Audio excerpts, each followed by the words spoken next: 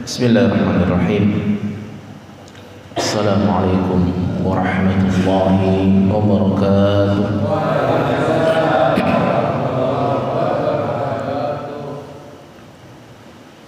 Innal hamdalillah nahmaduhu wa nasta'inuhu wa nastaghfiruhu wa nastahdihi wa na'udzu billahi min shururi anfusina wa min sayyiati a'malina.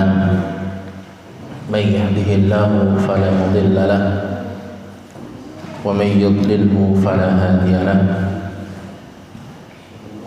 وأشهد أن لا إله إلا الله وحده لا شريك له وأشهد أن محمدا عبده ورسوله لا نبي ولا رسول بعده. اللهم صل وسلم على هذا النبي الكريم نبينا وشفيعنا وحبيبنا محمد صلى الله عليه وسلم وعلى آله وأصحابه ومن تبعهم بإحسان إلى يوم الدين. أما بعد، معاشر المسلمين، jamaah salat maghrib, jamaah salat isya Masjid Al-Ikhlas, yang mudah-mudahan kita semuanya diberikan kesehatan, mudah-mudahan kita semuanya dirahmati dan diberkahi oleh Allah Subhanahu wa ta'ala.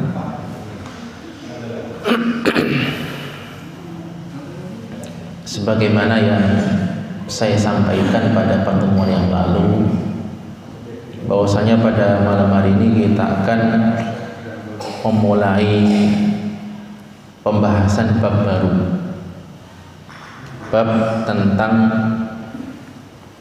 memerangi para pembangkang ataupun para pemberontak. Di kata-kata al-baghyu itu terambil dari kata-kata bagha yang mempunyai arti durhaka dan zalim serta menyimpang dari kebenaran. Akan tetapi saya ingin mengingatkan dari awal terkait dengan bab ini, bahwasanya kita masih membahas tentang bab yang berkaitan dengan sebuah institusi, sebuah pemerintahan, sebuah negara di mana yang disampaikan oleh Rasulullah atau yang disusun oleh penyusun dalam hadis-hadis ini adalah bukan untuk dilakukan oleh seorang personal ataupun pribadi. Ini yang perlu saya ingatkan kembali, karena notabene ketika kita membahas tentang orang-orang yang membangkang, orang-orang yang memberontak, maka yang bertugas untuk memeranginya itu bukan personal tapi negara. Dan selanjutnya adalah jangan sampai kemudian nanti kita salah dalam memahami hadis-hadis ini nanti. Maka yang dimaksud dengan pembahasan ini adalah mereka yang memberontak, mereka yang memerangi kaum muslimin, memerangi pemimpin yang disepakati oleh kaum muslimin. Sehingga kalau terkait dengan hal-hal yang diperdebatkan ataupun ada perbedaan di kalangan ulama, maka tidak bisa kita menggunakan bab ini nanti. Karena ada kelompok-kelompok tertentu yang menggunakan bab ini untuk sebuah ancaman nanti. Dari sinilah kemudian sangat mudah sebagian masyarakat itu mengatakan orang lain itu sebagai orang yang kafir, orang yang ahli bidah dan seterusnya, karena salah dalam memahami hadis ini. Nah, kita mulai dari hadis yang pertama. Wah, diganti. Terima kasih. Ani bin Umar qala Rasulullah sallallahu alaihi wasallam, man hamala alaina silaha falaysa minna. Barang siapa yang mengangkat senjata untuk melawan dan memerangi kita, maka dia bukanlah termasuk golongan kita. Ya, perhatikan, harus dilihat konteksnya. Mereka yang disebut dengan memerangi ini ada syarat-syaratnya. Yang pertama, mereka membawa senjata. Tujuannya untuk memerangi, tujuannya untuk berbuat kerusakan, tujuannya untuk berbuat kezaliman. Makanya Rasulullah mengatakan, man hamala alaina silah, membawa senjata untuk memerangi kita. Yang dimaksud kita adalah kaum muslimin, termasuk pemimpin yang disepakati oleh kaum muslimin. Maka Rasulullah kemudian mengatakan, falaisa minna, mereka bukan termasuk golongan kita, bukan termasuk golongan umat Muhammad sallallahu alaihi wasallam. Yang dimaksud kita itu adalah kaum muslimin. Yang dimaksud kita itu adalah, yang dimaksud pemimpin adalah pemimpin yang disepakati oleh kaum muslimin, bukan kelompok-kelompok tertentu. Nah, ini perlu difahami baik-baik. Makanya maksud hadis ini adalah siapapun yang membawa senjata memerangi kaum muslimin secara tidak hak, ya memang tujuannya untuk berbuat kerusakan, tujuannya untuk berbuat onar. Makanya hadis ini menggunakan kata-kata hamala. Hamala itu kan mengangkat. Hamala silah, mengangkat senjata. Ya, mengangkat senjata itu untuk apa? Ya untuk berbuat kerusakan tadi itu. Makanya hadis ini merupakan dalil yang mengharamkan memerangi kaum muslim yang lainnya. Sedangkan memerangi para pemberontak dari kaum muslimin, maka itu keluar dari keumuman hadis ini dengan dalil yang khusus. Jadi hadis sahih ini yang diriwayatkan oleh Imam Bukhari dan Muslim ini merupakan dalil bahwasanya memerangi kaum muslimin itu diharamkan dan tidak diperbolehkan. Sebagai buktinya, mereka yang memerangi itu bukan termasuk golongan kita, bukan termasuk golongan umat Muhammad sallallahu alaihi wasallam. Tapi yang perlu diperhatikan dalam hadis ini tidak ada anjuran untuk memerangi mereka, belum ada di sini. Rasulullah hanya menyebutkan mereka bukan golongan kita, itu saja. Lantas bagaimana mereka ini? Apakah harus diperangi atau tidak? Nah, itu nanti ada di pembahasan berikutnya atau di hadis berikutnya.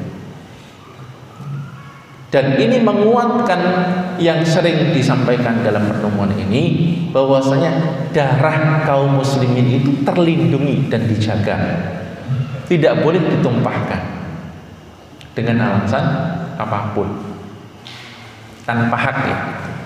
Ya kalau kemudian kisos beda lagi urusannya kan begitu. Nah, ini hadis yang pertama.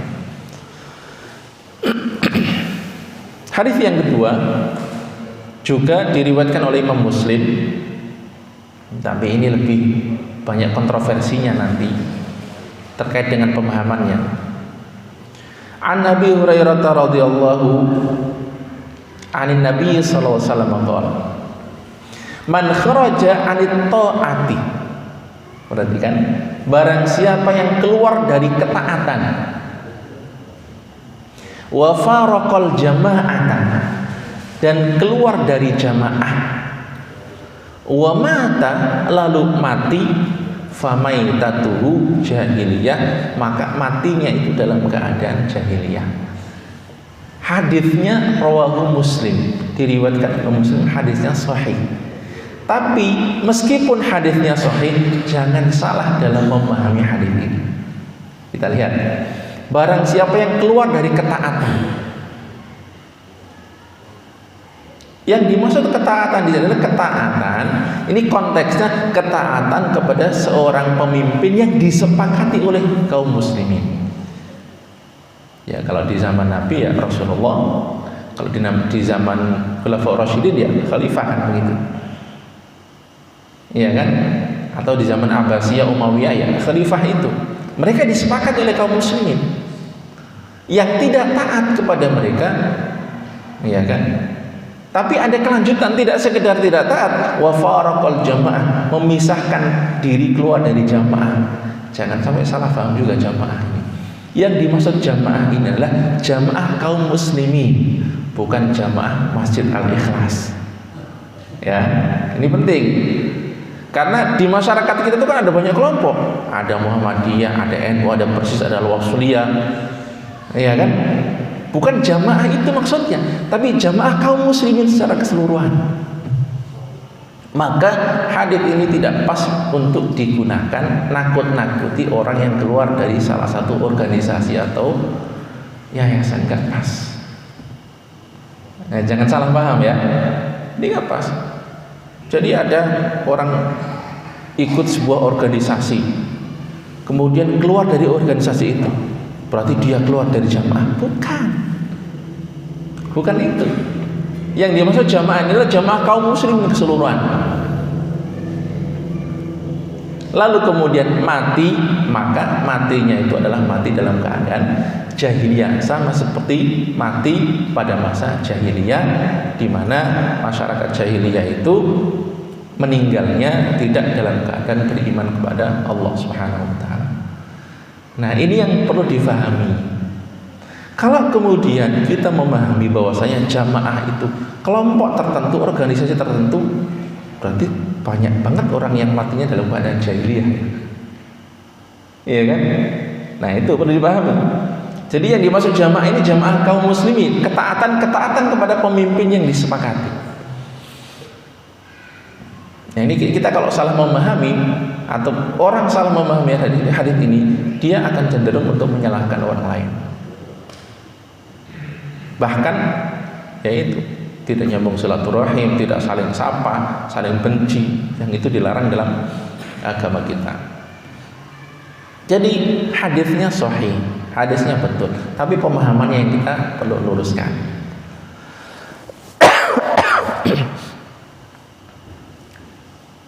Hadis ini merupakan dalil bahwa apabila ada seseorang yang keluar atau berpisah dari jamaah namun tidak mengganggu, apalagi mereka juga tidak memerangi, maka kami tidak akan memerangi dengan tujuan mengajaknya bergabung dalam jamaah tersebut. Artinya kalau mereka keluar dari sebuah jamaah, termasuk jamaah kaum muslimin, mereka keluar begitu saja, mereka juga tidak memerangi, maka itu pun juga tidak ada kewajiban dan tidak boleh untuk diperangi. Karena dalam hadis ini Rasulullah juga tidak ada perintah untuk memerangi, hanya mengatakan matinya jahiliyah, kan begitu kan? Nah, itu. Nabi SAW tidak memerintahkan untuk memerangi mereka, melainkan hanya memberitahukan tentang status kematiannya yang diumpamakan seperti orang-orang jahiliyah. Akan tetapi tidak mengeluarkannya dari agama Islam atau tidak disebut murtad, tidak disebut kafir.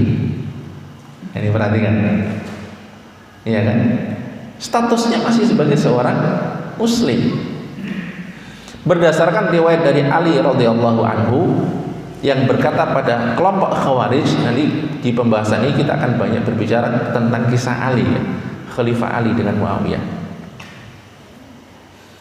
Jadilah seperti yang kalian inginkan, akan tetapi di antara kita tidak boleh membunuh kecuali dengan hak, tidak boleh mengganggu di jalanan, serta tidak mendolimi yang lainnya.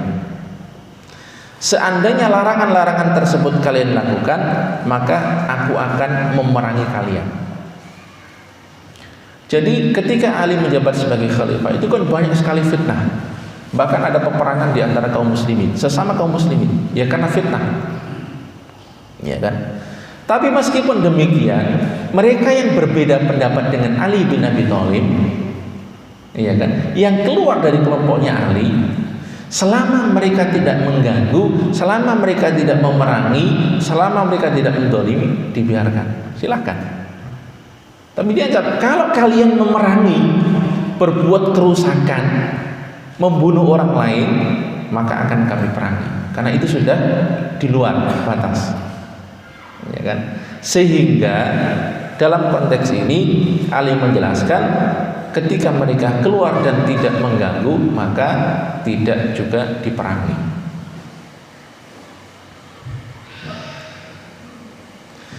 Perkataan seperti ini merupakan ketetapan dari Ali, namun dalam bahasa-bahasa yang berbeda dan makna yang sama, ya intinya seperti itu.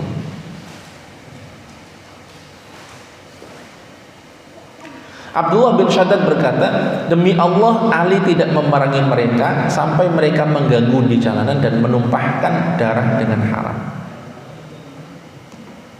Hadis ini juga menunjukkan berbeda dengan pemimpin tidaklah menjadi alasan yang menyebabkan harus dibunuh. Nah, ini penting. Pembahasan kita adalah pemimpin yang disepakati oleh kaum muslimin. Bagaimana ketika ada orang yang berbeda dengan pemimpin yang itu tidak disepakati oleh kaum muslimin? Lebih tidak boleh dibunuh lagi, kan begitu. Jadi ketika mereka keluar dari ketaatan, selama tidak mengganggu, selama tidak merusak, dan selama tidak membunuh yang lainnya, maka diberikan kebebasan, karena itu bagian dari kebebasan yang ada dalam agama kita. Wa an Ummi Salamah radhiyallahu anha qalat, qala Rasulullah sallallahu alaihi wasallam, taqtulu Ammaran al-fi'atul baghiyah. Ini pembahasan juga lanjut ke kisah Ali gitu. Ammar itu nanti akan dibunuh oleh golongan pemberontak yang dinamakan dengan al-fi'atu al-baghiyah. Jadi ya mau nggak mau ini harus diceritakan tentang kisah Ali. Jadi sebelum Ali bin Abi Thalib menjabat sebagai khalifah, pemerintahan itu kan dipegang oleh Utsman bin Affan radhiyallahu anhu. Utsman ini kan pada akhir pemerintahannya meninggal itu kan karena dibunuh, kan? Nah, setelah Utsman dibunuh, kan terjadi kekosongan kekuasaan, ya kan? Ada kelompok yang kemudian bahkan mayoritas kaum muslimin kemudian membaiat Ali sebagai seorang pemimpin atau khalifah setelahnya. Tapi ada masyarakat yang lain, kelompok yang lain nggak setuju. Jangan dulu ngangkat pemimpin, kita selesaikan dulu ini orang yang membunuh Utsman. Jadi pada prinsipnya adalah berbeda pandangan. Apakah menyelesaikan hukuman bagi orang yang membunuh Utsman dulu, atau ngangkat khalifah dulu? Ya kan? Jadi nggak bisa diangkat pemimpin sebelum ini diselesaikan nih pembunuhannya ini. Tapi bagi mayoritas kaum muslimin mengatakan, ya bagaimana mau menegakkan hukum kalau nggak ada pemimpinnya, ya kan? Sehingga butuh diangkat dulu pemimpin. Maka Ali diangkat. Nah, kaum muslimin yang kurang begitu setuju, akhirnya mereka berbeda pandangan dan berbeda pendapat dengan Ali bin Abi Thalib. Jadi Ali bin Abi Thalib itu dibaiat oleh mayoritas kaum muslimin, tapi ada beberapa pimpinan termasuk diantaranya Muawiyah bin Abi Sufyan yang tidak mau membaiat dan tidak setuju, gara-gara berbeda pandangan tadi itu. Sampai kemudian terjadilah dua peperangan besar yang dinamakan dengan Perang Jamal dan Perang Siffin. Perang Jamal tidak tanggung-tanggung, terjadi antara Ali yang sebagai khalifah dengan Jamal, Aisyah, iya kan? Jadi bayangkan perang antara Ali itu kan menantunya Nabi, perang melawan Aisyah, istrinya Nabi. Ya meskipun ya itu sudah selesai, kemudian diselesaikan dan tidak ada tawanan di situ. Kemudian terjadi yang namanya perang Siffin antara Ali bin Abi Thalib bersama kaum muslimin dan kaum muslimin yang lain, yaitu Muawiyah bin Abi Sufyan. Ya kan, yang dinamakan dengan perang Siffin ini kalau diceritakan panjang. Nah, dalam hadis ini Rasulullah SAW ketika datang ke Madinah awal hijrah bangun Masjid Nabawi, para kaum muslimin berbondong-bondong dan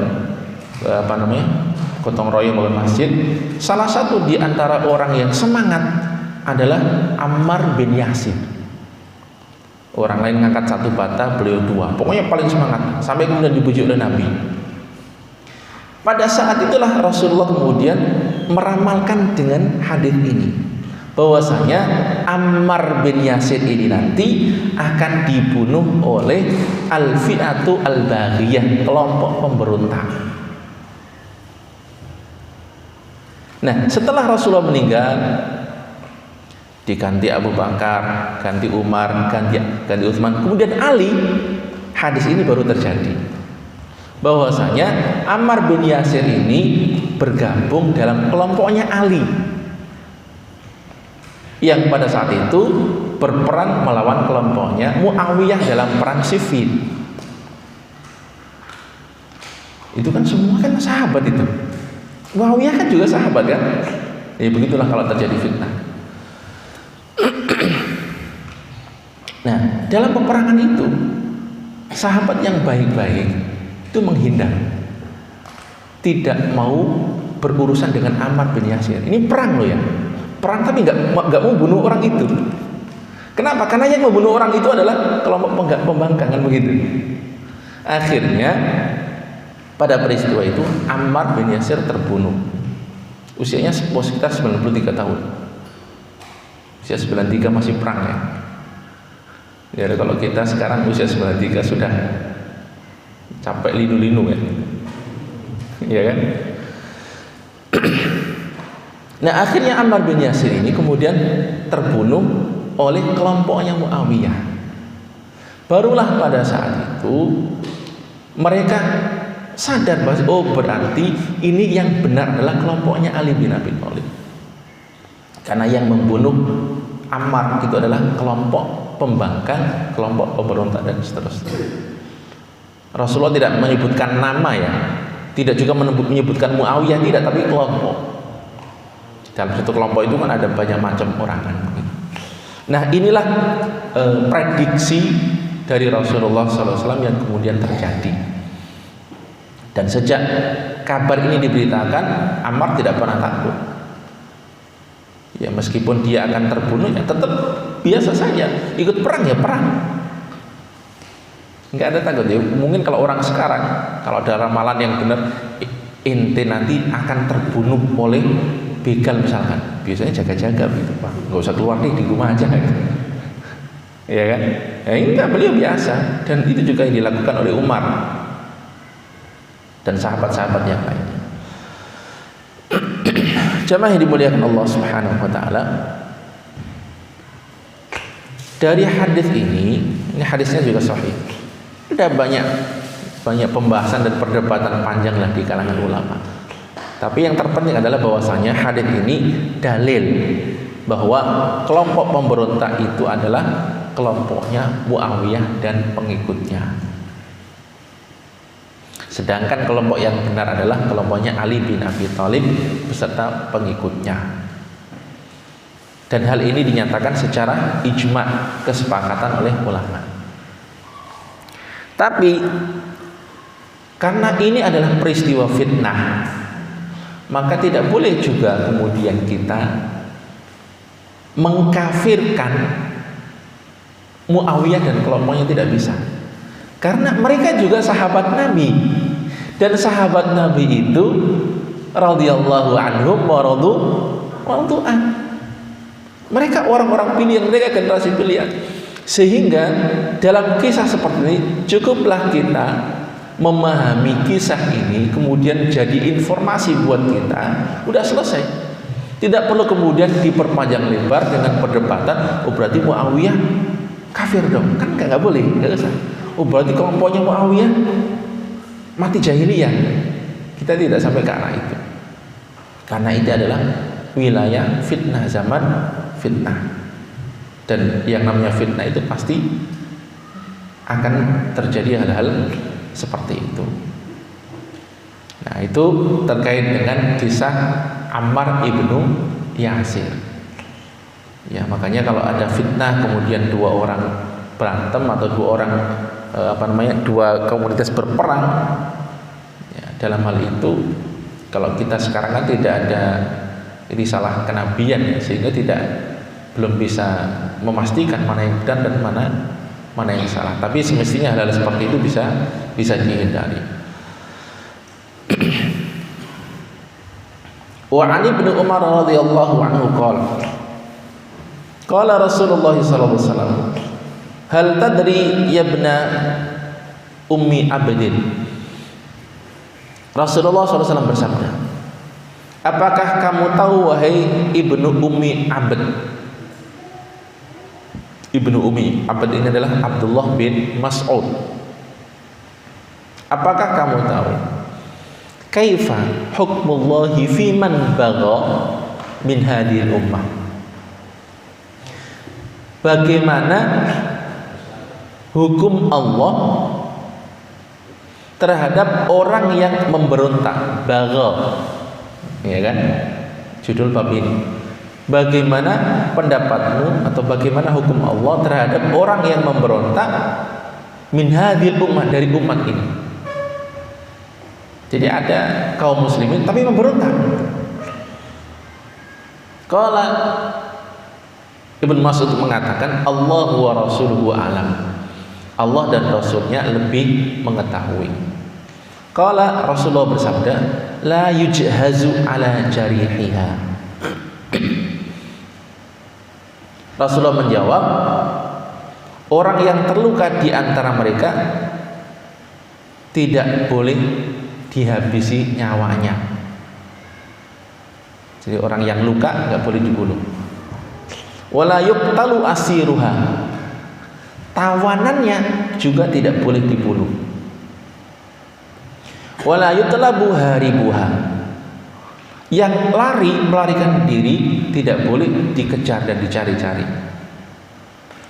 Wala yuqsamu fai'uha,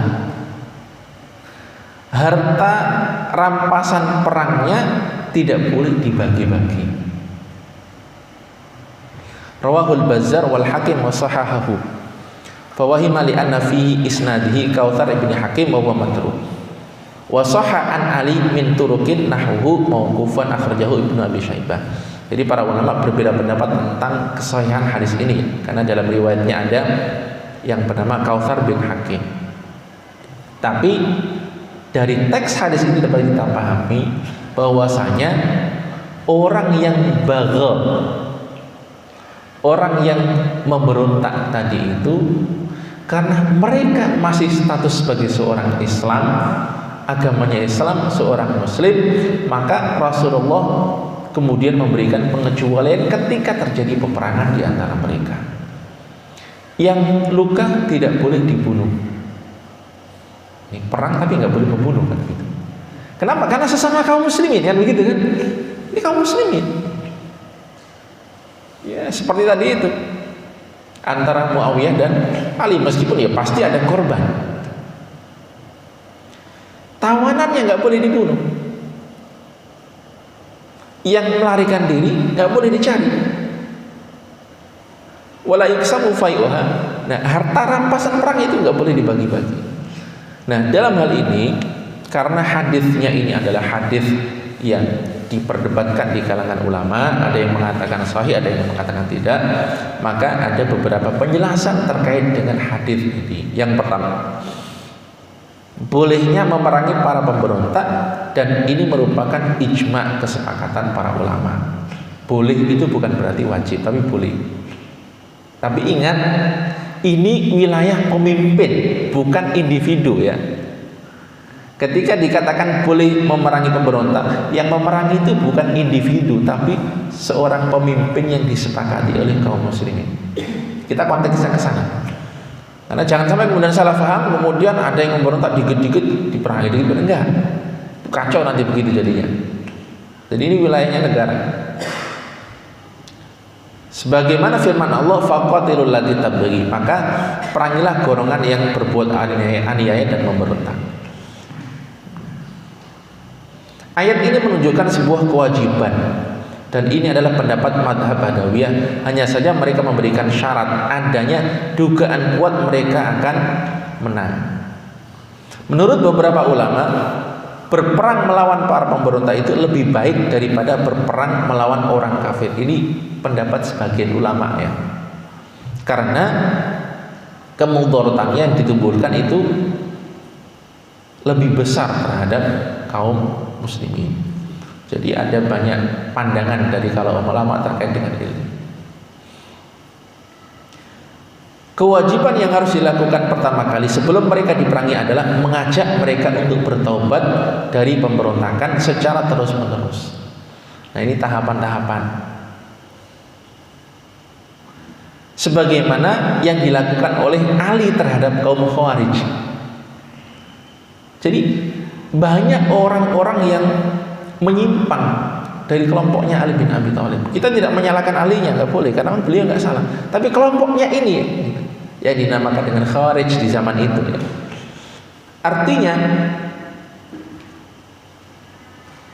ketika mereka keluar dari pasukan Ali, beliau mengutus sahabat Ibnu Abbas untuk berdiskusi dengan mereka. Jadi ada kurang lebih 8.000 orang yang keluar belot dari kelompoknya Ali. Tapi beliau tidak memeranginya. Beliau kemudian mengutus salah seorang sahabat yang bernama Ibnu Abbas untuk mengajak mereka berdiskusi dan kembali ke jalan yang benar. Akhirnya dengan diskusi itu 8.000 orang yang membangkang membelot tadi itu, akhirnya ada 4.000 yang bertaubat dan kembali kepada agama Allah. Berhasil kan? Separuhnya bertobat. Sedangkan 4.000 lainnya tidak mau bertobat dan terus-menerus memberontak. Nah, ini yang dilakukan Ali. Lalu beliau mengirim sepucuk surat, yang memberontak ini dikirimi surat. Tetap dakwah, didakwahi.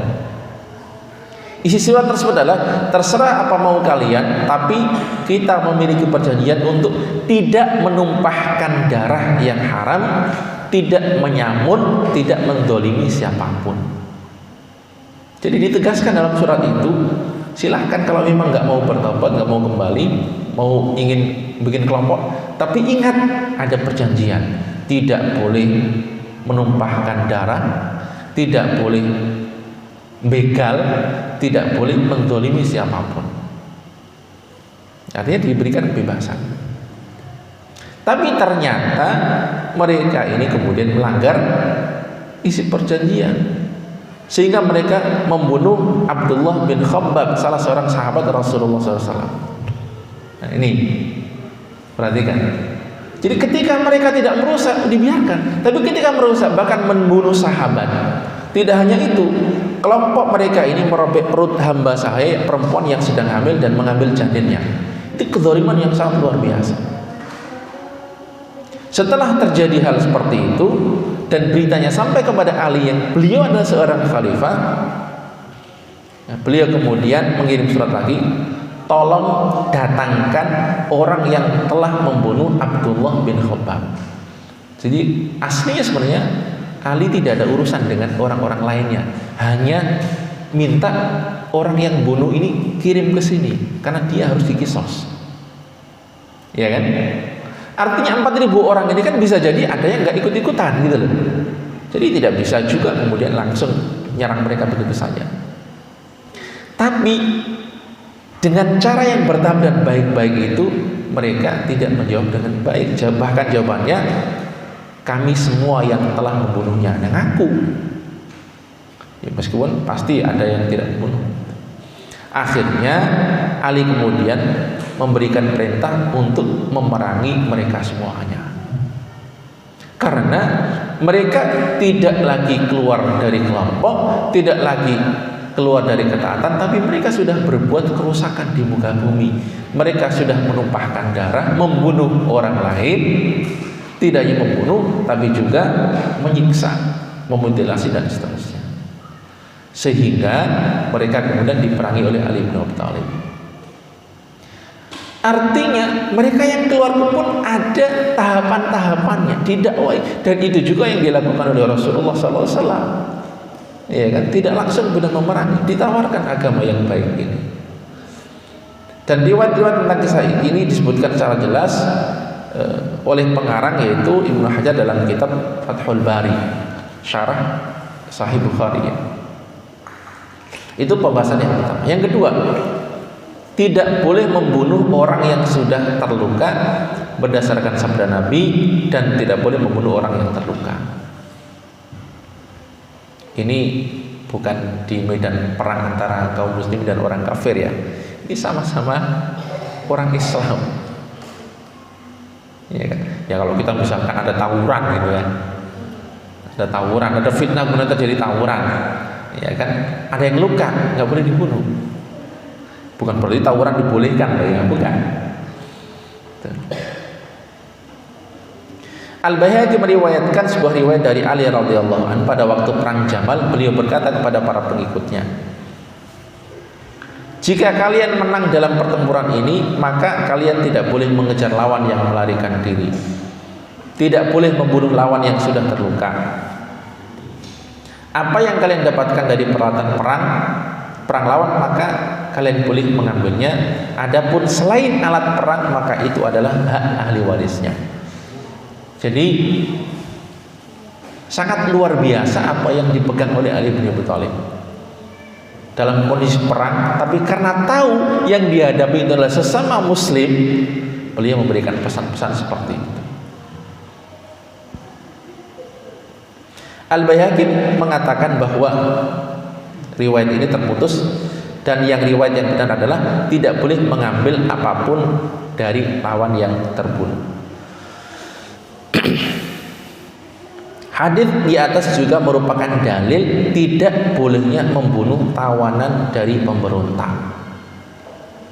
Jadi tawanan, karena mereka adalah juga statusnya sebagai seorang muslim, tidak boleh dibunuh, karena tujuan memerangi mereka adalah untuk memadamkan pemberontakan yang mereka lakukan. Hadis di atas juga dalil tentang tidak dibolehkannya mengejar mereka yang melarikan diri meskipun dalam rangka bergabung dengan pasukan yang lain. Ini ada dua pendapatnya. Jadi kalau terjadi perang seperti itu sama kaum muslimin, tentunya pasti ada yang benar salah satunya. Ya kan, kemudian ada yang melarikan diri bergabung dengan kelompok yang lain. Pendapat pertama mengatakan nggak boleh dikejar, nggak boleh dibunuh karena sesuai dengan hadis ini. Tapi pendapat lain yang mengatakan bahwasanya mereka yang melarikan diri dengan tujuan bergabung dengan pasukan yang lain, maka itu boleh dibunuh. Nah, ini pendapat kedua. Tapi ingat, saya ingatkan berulang-ulang, ini kata-kata membunuh boleh dibunuh ini rawan nih, kalau salah mendengarkannya nih. Khawatirnya ada yang ngantuk kemudian bangun-bangun boleh dibunuh, nah itu bahaya itu. Ya kan? Ini konteksnya bukan pribadi ya. Ini konteksnya adalah sebuah kepemimpinan yang disepakati oleh kaum muslimin. Dan itulah pendapat yang diutarakan oleh para ulama terkait dengan hal ini. Yang ketiga, harta mereka tidak boleh dibagi sebagai harta rampasan perang. Nah, ini juga ada perbedaan di kalangan ulama. Harta rampasan perangnya ini boleh dibagi atau tidak. Kalau kita melihat dari hadis ini ya tidak boleh dibagi, karena itu hartanya kaum muslimin juga kan. Tapi pendapat yang kedua mengatakan ya karena ini perang ya tetap diambil dan dibagi sebagai harta rampasan perang. Nah, jemaah yang dimuliakan Allah Subhanahu wa taala,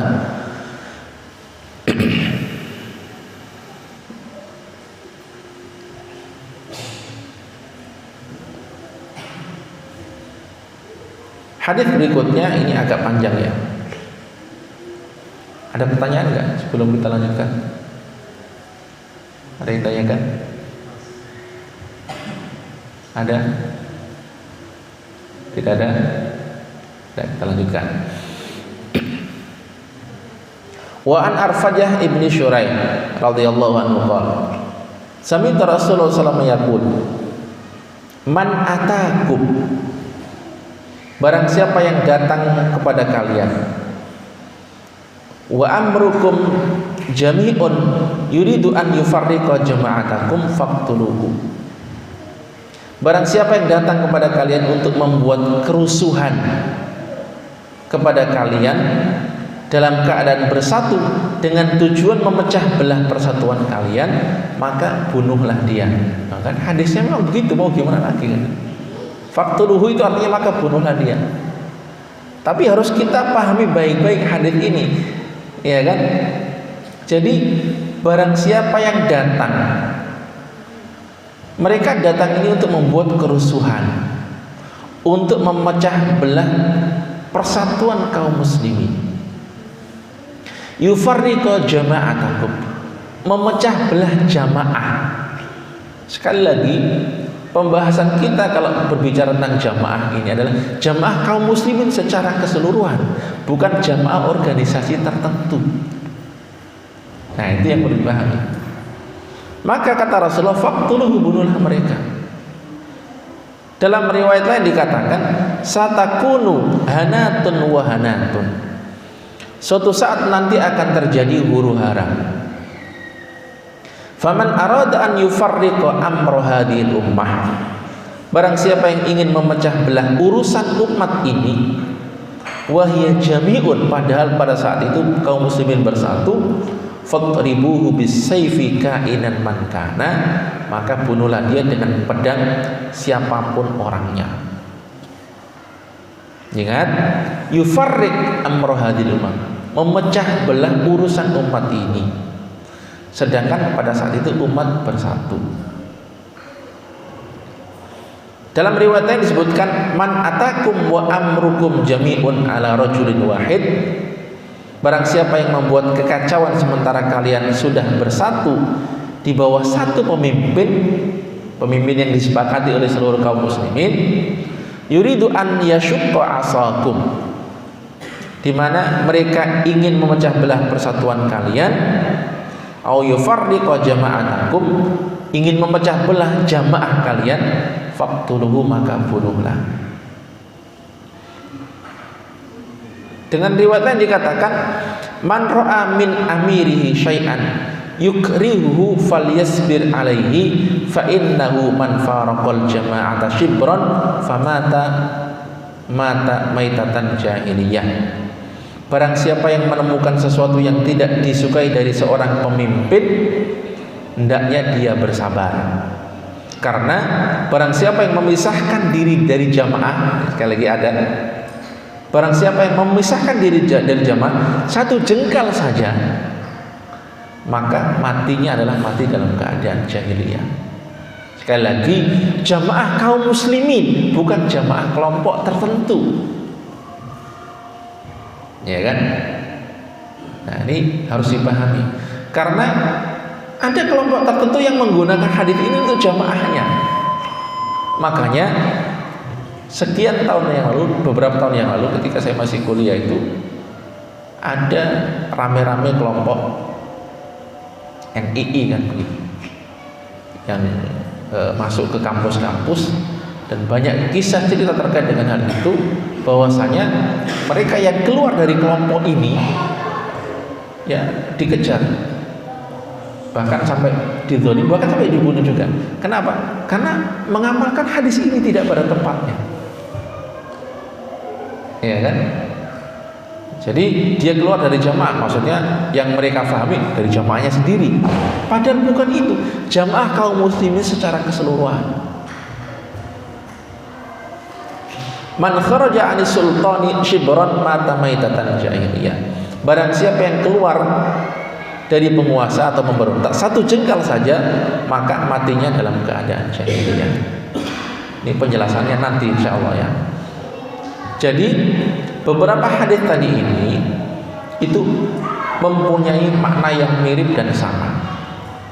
Artinya bahwasanya mereka yang memecah belah umat Islam yang bersatu dengan baik, bahkan mereka kemudian memerangi, maka mereka itulah yang kemudian layak untuk diperangi dan dibunuh. Tapi ini sekali lagi bukan wilayah individu, ini wilayah pemimpin yang disepakati. Nah, itu perlu difahami dengan baik. Makanya di zaman Abu Bakar As-Siddiq radhiyallahu anhu, ketika Rasulullah meninggal dunia dan banyak orang yang murtad, baik itu murtad keluar dari Islam menjadi kafir ataupun tidak mau membayar zakat, diperangi beneran. Diperangi beneran karena itu bagian dari kerusakan, karena mereka sudah merusak agama kan begitu. Diperangi beneran. Karena ada sebuah kepemimpinan yang disepakati oleh kaum muslimin. Nah, jemaah yang dimuliakan Allah Subhanahu wa taala, pemahaman inilah yang perlu kita sampaikan kepada masyarakat. Bahwasanya kaum muslimin itu satu. Meskipun banyak organisasi, yayasan, jamaah, kelompok yang berbeda-beda, tapi semua itu adalah kaum muslimin. Nah, itu maksudnya. Sehingga yang dimaksud jamaah ini bukan jamaah Muhammadiyah, jamaah NU, jamaah Persis, jamaah Al-Wasliyah, jamaah yang lainnya, bukan, tapi kaum muslimin. Sehingga ketika kita memahami hadis ini dengan baik, kita tidak mudah untuk menghakimi orang lain sebagai orang yang kafir, orang yang murtad, atau orang yang mati dalam keadaan jahiliyah. Apalagi mereka KTP-nya masih Islam, masih ikut sholat, apalagi sholatnya berjamaah, masih rajin ngaji, ya. Mereka masih saudara kita kan begitu. Jangan sampai kemudian gara-gara berbeda pandangan kemudian sampai yaitu tadi memberikan julukan-julukan yang tidak baik terhadap saudara kita yang lain. Wallahu a'lam bishawab. Satu pertanyaan kalau ada. Cukup ya? Ya, itu yang dapat saya sampaikan. Insya Allah nanti hadis-hadis ini akan kita baca ulang dan akan kita berikan penjelasannya pada kesempatan yang akan datang. Mudah-mudahan bisa membuka wawasan kita, mudah-mudahan bisa menjadikan kita semakin menerima perbedaan ya. Karena kita adalah umat yang satu meskipun berbeda-beda organisasi dan wadah. Kurang lebihnya mohon maaf. Subhanakallah wa bihamdika asyhadu an la ilaha illa anta astaghfiruka wa atubu ilaik. Assalamualaikum warahmatullahi wabarakatuh.